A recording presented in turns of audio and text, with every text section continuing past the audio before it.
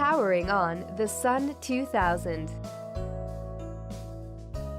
Turn on the AC switch between the SUN2000 and the power grid. Turn on the DC switches on the SUN2000.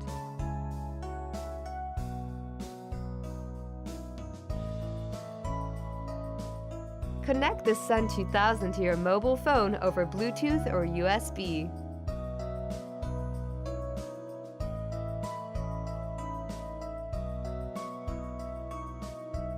Enable Bluetooth connectivity on your phone. Download and install the SUN2000 app.